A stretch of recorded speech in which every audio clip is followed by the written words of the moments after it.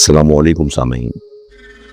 Ghostly tell Siraj ने मुइज़ की एक स्टोरी हमको सेंड की, मैं आपके सामने पेश करता हूं। एक बार आयतल कुर्सी पढ़कर अपना इज़हार कर लें। अल्लाह ताला हम सबको अपनी हिफ्ज़-ओ-मान में रखे। मुइज़ मुल्तान से कराची जो है वो जॉब के सिलसिले में आया था। इसके दो दोस्त अक्षय और नबील बचपन के दोस्त पहले ही से कराची में मुकीम थे और एक कंपनी में काम कर रहे थे। वो एक फ्लैट में रहते थे। मुइज़ उन्हीं के आसरे पर, उन्हीं की दोस्ती में और उन्हीं के बुलाने पर कराची जॉब के सिलसिले में आया। फ्लैट में रहने लगे। दोनों दोस्त सुबह जॉब पे चले जाते और मुइज़ जो है ना अपने लिए जॉब तलाश करने के लिए कोशिशों में लगा हुआ था। कोई एक हफ्ता ही गुजरा था तो उस फ्लैट के ऑनर ने आके इनको नोटिस दिया कि बेटा मैंने ये फ्लैट सेल कर दिया है और आप जितनी जल्दी हो सके कोई दूसरा फ्लैट किराए पर हासिल कर लें। इन्होंने कहा अंकल हम इतनी जल्दी कैसे करेंगे। उन्होंने कहा मेरी भी मजबूरी है, मेरा फ्लैट सेल हो गया। 15 दिन का उन्होंने टाइम दिया इनको। ये दोनों परेशान हो गए, बल्कि तीनों परेशान हो गए। मुइज़ ज्यादा परेशान हुआ कि वो तो जॉब पे चले जाता था। दोनों दोस्त जॉब पे चले जाते तो उसने इन दोनों ने कहा कि चलो मुइज़ तुम जो है ना अभी जॉब पर नहीं हो तो तुम जरा ये हमारी हेल्प करो और देखो बाहर जाके फ्लैट्स वगैरह और स्टेट एजेंसी वगैरह को कहो। अब ये दोनों दोस्त चले जाए जॉब पर और मुइज़ जो है वो बेचारा स्टेट एजेंसियों के चक्कर लगाना शुरू हुआ, इधर उधर देखना शुरू किया। खैर 4-5 दिन बाद इनको एक गुलशन इकबाल में बहुत सस्ता फ्लैट जो है ना ऑफर हुआ। ग्राउंड फ्लोर का फ्लैट था, मालिक मकान बराबर में रहते थे। इन्होंने बात की, मालिक मकान तैयार हो गया। 2 कमरे और लॉन्च वगैरह का वो फ्लैट था। किराया पूछा, उन्होंने कहा 15,000, जो इनको बहुत मुनासिब लगा। मुइज़ ने कहा ठीक है अंकल बस ये डन हो गया। मेरे दोनों दोस्त जो है ना हम कल आके आपको टोकन मनी देंगे और 3-4 दिन में हम शिफ्ट कर जाएंगे। बातचीत तय हो गई। दोस्त आया शाम को, इन्होंने कहा ऐसे ऐसे बात हुई। इन्होंने कहा चलो ठीक है बहुत अच्छा किया तुमने। जाके उनको टोकन मनी दी और जो नेक्स्ट सैटरडे संडे आया वीक का तो उन दोस्तों की छुट्टी थी। तो उन्होंने कहा अंकल हम संडे को इंशाल्लाह अपना सामान ले आएंगे। संडे को वो अपना सामान उमान उठा के और शिफ्ट हो गए उस मकान में, उस फ्लैट में। अब ये तीनों थे, दोनों दोस्त जॉब पे चले जाए और ये मुइज़ जो है ना अपनी जॉब ढूंढने के चक्कर में लगा हुआ था। 4 दिन या 5 दिन कोई अच्छे गुजरे। उसके बाद क्या हुआ, क्योंकि वो अक्षय जो था वो नॉनवेज नहीं खाता था अपने मजहब के हिसाब से, ये अपने सब कुछ खाते थे। तो जो नेक्स्ट सैटरडे आया उस पे अक्षय अपने कोई रिश्तेदार थे कराची में उसके, तो उनसे मिलने चला गया। इन्होंने कहा चलो तुम जाओ और होके आ जाओ, संडे को छुट्टी है। ये अपने दोनों घूमने निकल गए बाहर। वापस आके खाना वाना खाया फिर सो गए। तो जब ये अक्षय वापस आया अपने रिश्तेदारों के घर से तो नॉन वेज पका हुआ था। तो उसने कहा यार तुमसे कहता भी हूं मैं कि नॉन वेज नहीं पकाया करो इधर, मैं नहीं खाता गोश्त वोश, आपको पता है। बात आई गई हो गई। फिर 2-4 दिन बाद क्या हुआ कि इनको कुछ आहटें, कुछ ससराहट महसूस हुई, लेकिन बिल्कुल नॉर्मल सी चीज थी वो, ये लोग इन्होंने फील ही नहीं किया। नेक्स्ट सैटरडे को फिर अच्छे बाहर गया। वो रिश्तेदार उसके रहते थे कराची में काफी, तो वो चला जाता था। इन्होंने क्या किया, दोनों दोस्तों ने नॉन वेज पकाया, अपना गोश्त वगैरह पकाया और वेजिटेबल्स भी पकाई अक्षय के लिए। तो उसने कहा यार मैं खाना आके घर खाऊंगा, तो इन्होंने वेजिटेबल्स बनाई उसके लिए। और कोई 7-8 बजे का टाइम था शाम को। इन्होंने पका के और उसने बोला यार चलो हम दोनों चलते हैं, अक्षय आएगा तो वेजिटेबल्स भी रखी हुई है, नॉन वेज भी रखी हुई है, तो जाहिर सी बात है अलग अलग है वेजिटेबल्स खा के। और इन्होंने क्या किया कि उस दिन काफी रोटियां बनाई, बताते हैं कि घर की चपातियां बनाई हमने कोई 15-20, छोटी छोटी चपातियां थी। उन्होंने जो बचेंगी वो हम कल खा लेंगे। और ये रखकर जो कॉमन रूम था उसने किचन से बाहर टीवी लॉन्च कह लें सो कॉल्ड, ये चले गए घूमने के लिए दोनों। अब ये जब वापस आए कोई 10-11 बजे के करीब कि चलो बस अब खाना खाएंगे, और अगले दिन संडे था, छुट्टी थी तो थोड़ा लेट सोता था। इन्होंने देखा कि वो जितना खाना था ना वो सब खत्म था, सारी रोटियां, सारा नॉन वेज और सारा वेज। अब ये परेशान हुए कि अक्षय तो नॉन वेज खाता ही नहीं है, ये किसने खाया। अंदर कमरे में गए तो अक्षय की मतलब अक्षय नजर नहीं आया उनको। इन्होंने आवाजें दी, अक्षय अक्षय किधर हो, कोई नहीं। ये परेशान, इन्होंने बोला जब अक्षय आया भी नहीं खाना किसने खाया। मुइज ने कहा यार नबील वॉशरूम में तो देख। अच्छा वॉशरूम में जब बंदा जाता है तो जाहिर सी बात है वो अंदर से दरवाजा लगाता है। इन्होंने जैसे ही वॉशरूम के दरवाजे को थोड़ा सा पुश किया तो वो खुला हुआ था और अक्षय वहां बेहोश पड़ा था। तो परेशान हो गए ये लोग, बड़ी मुश्किल से उठाया, उसको बाहर लेके आए, पानी छिड़क रहे हैं। तो नबील ने कहा कि तुम जाओ मुइज फटाफट डॉक्टर को लेके आओ और मैं इसको संभालता हूं। तो नबील में से या मुइज में से कोई एक गया, मोटरसाइकिल थी उन दोनों दोस्तों के पास ही, वो मोटरसाइकिल इस्तेमाल करते थे। वो मोटरसाइकिल पे गए, कोई 10 मिनट के बाद एक डॉक्टर को लेके आए। डॉक्टर ने उसका बीपी वगैरह चेक किया, शुगर वगैरह टेस्ट की, जो भी चेक करना था करा। तो अक्षय था वो तकरीबन होश में आया लेकिन बोल कुछ नहीं रहा था, चुप था। ये उनसे पूछने लगे कि क्या हुआ क्या तुम्हें, कुछ नहीं बोले। डॉक्टर ने इनको बताया कि देंगे इसका ब्लड प्रेशर शूट कर गया था जिसकी वजह से ये फैंट हो गया था और मैंने दवाइयां दे दी हैं। खैर वो 10-15 मिनट की कार्रवाई में नबील ने कहा चलो मैं डॉक्टर को बाहर से छोड़ के आता हूँ और जो दवाइयां लिखी हैं वो भी मेडिकल स्टोर से लेके आता हूँ, तुम इसका ख्याल रखो। वो डॉक्टर को छोड़ के आया, दवाइयां लेके आए। अब ये दोनों उससे पूछ रहे हैं कि भाई अक्षय तू बता तो तेरे साथ हुआ क्या, तेरे साथ हुआ क्या। और ये जो पूरा सालन नॉन वेज और वेज रखा था और इतनी सारी रोटियां पका के हम रख गए थे, ये तूने कैसे खा लिया अकेले। तो अक्षय बताता है कि नहीं नबील मुइज मैंने नहीं खाई ये रोटियां, मुझे सिर्फ इतना याद है कि जब मैं घर में दाखिल हुआ तो एक इलेक्ट्रिक करंट की तरह मुझे लगा पूरे जिस्म में।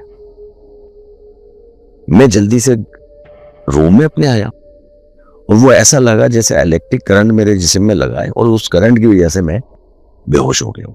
उससे आगे मुझे कुछ याद नहीं है कि ये खाना कहाँ गया, मैं कहाँ बेहोश पड़ा हुआ था या कहाँ लेटा हुआ था, मुझे कुछ नहीं याद। जब अभी आके तुम लोगों ने मुझे उठाया है, जब मेरी आंखें खुली है, उसका बीच का टाइम मुझे बिल्कुल पता नहीं कि मेरे साथ हुआ क्या। खैर ये उनको समझाने लगे, तो बहलाने लगे कि यार चलो कोई बात नहीं, तुम्हारी तबीयत खराब हो गई। लेकिन इनके दिमाग में एक बात अटकी हुई थी कि चलो अक्षय की तबीयत खराब हो गई, हो सकती है तबीयत खराब, ब्लड प्रेशर शूट हो सकता है, लेकिन ये खाना कहाँ गया।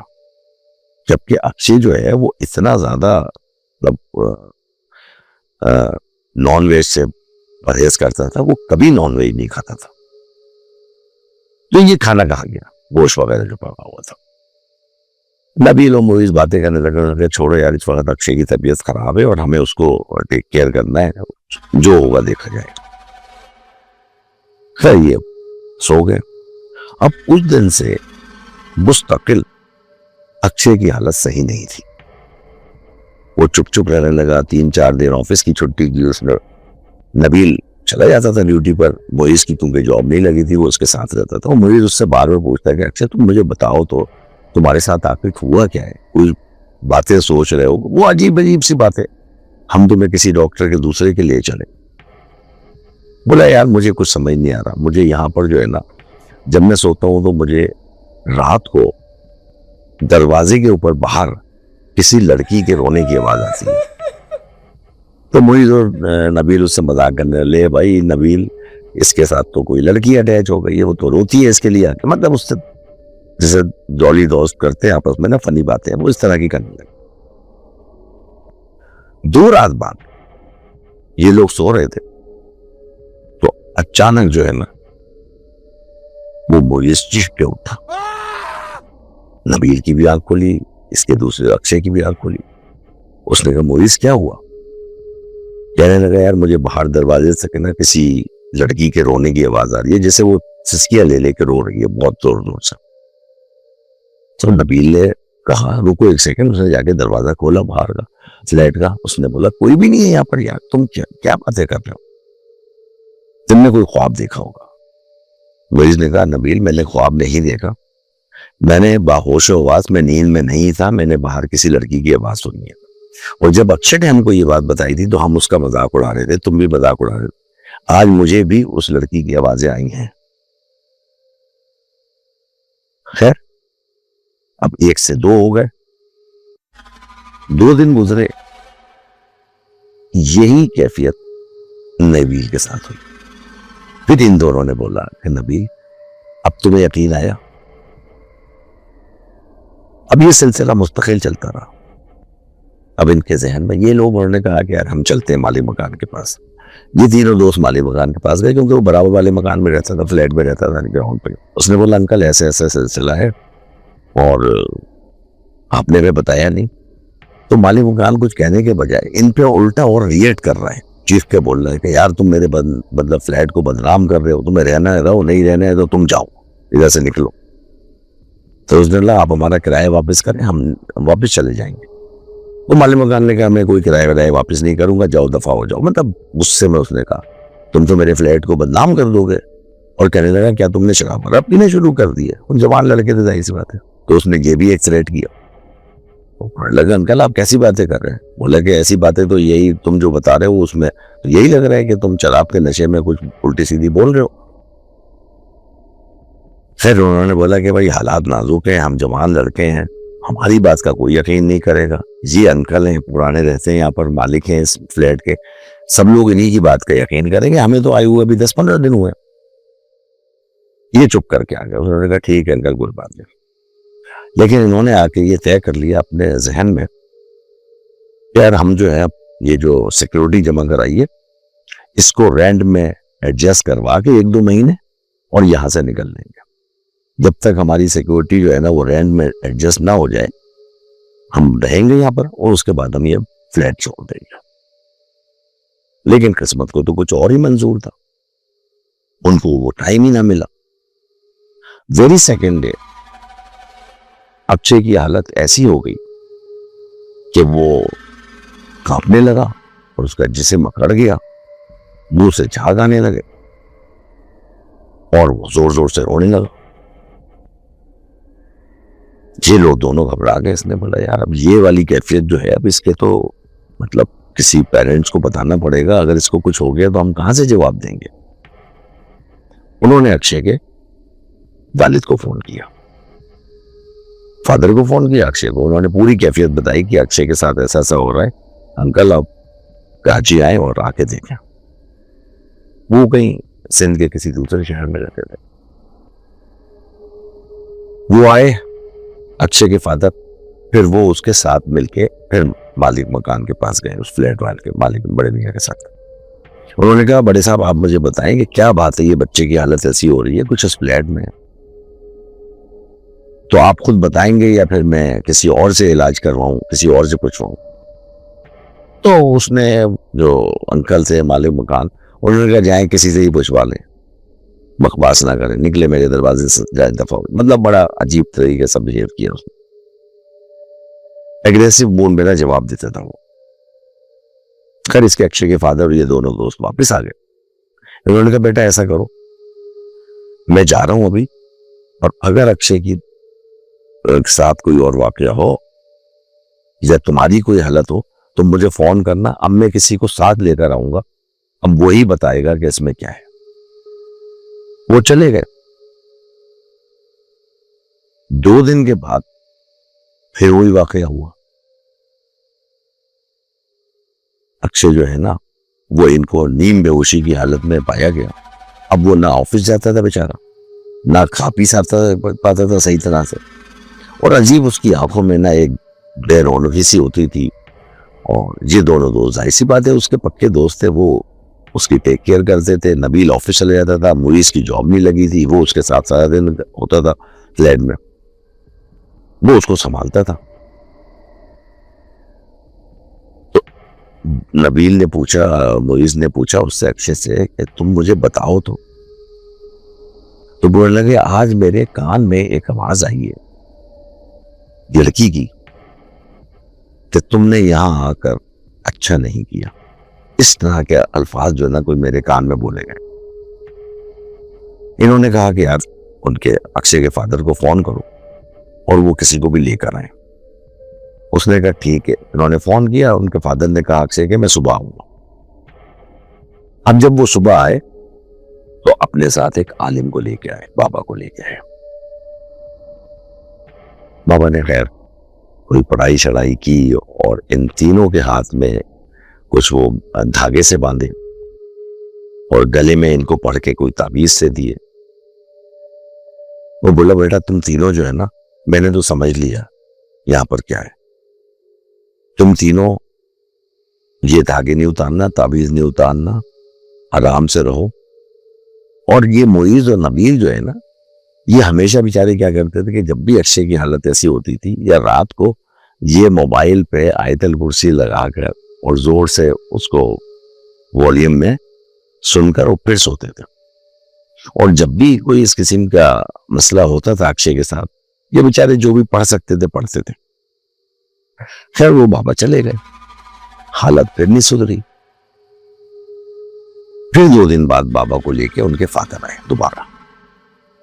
उन्होंने कहा भाई ऐसे नहीं होगा। फिर उन बाबा ने कहा कि ठीक है, अब तुम यहीं पर बैठो और मैं इसमें बैठ के फ्लैट में जो है ना अमल करता हूँ, पढ़ाई करता हूँ, और जो भी कुछ होगा तुम्हारे सामने आ जाएगा। उन्होंने पढ़ाई शुरू की। उस वक्त अक्षय जो है ना मुकम्मल तौर पर पजस था, बुरी हालत थी उसकी। उन्होंने पढ़ाई शुरू की।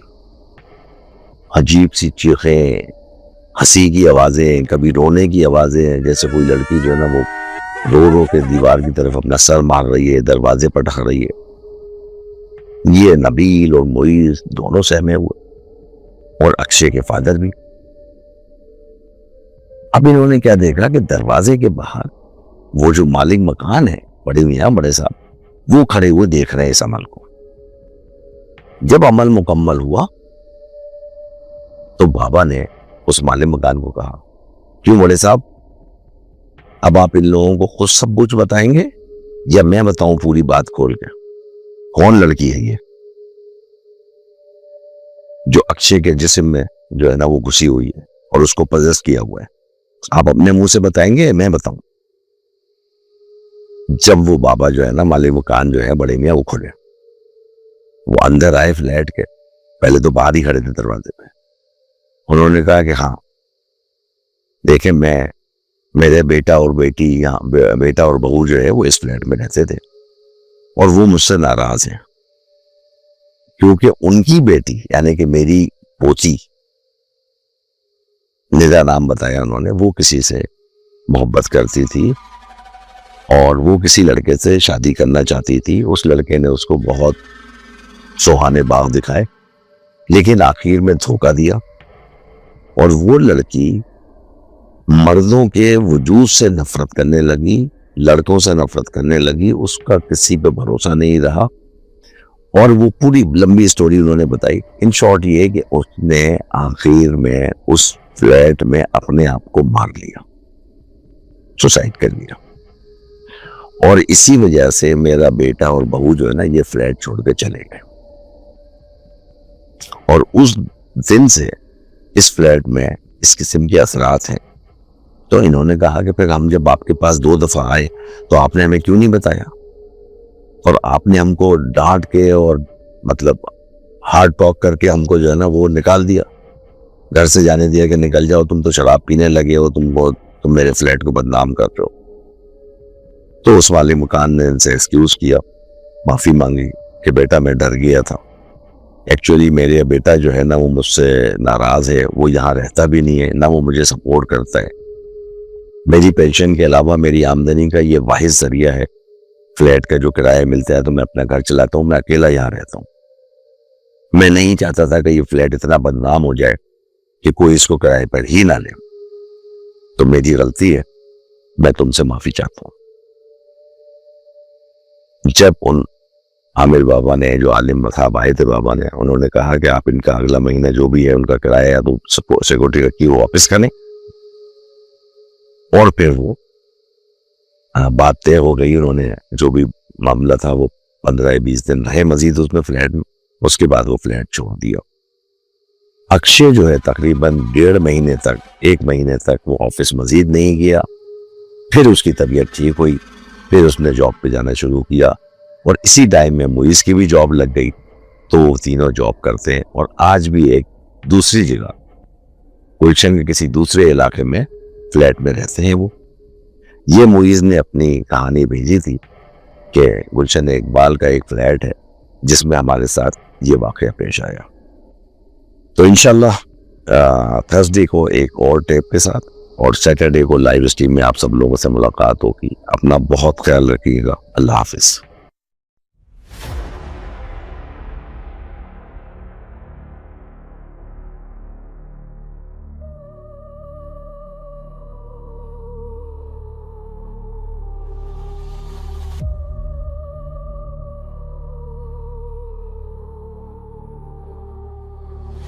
Darkness falls, but the shadows of our tales linger on, creeping into the corners of your mind long after the stream ends.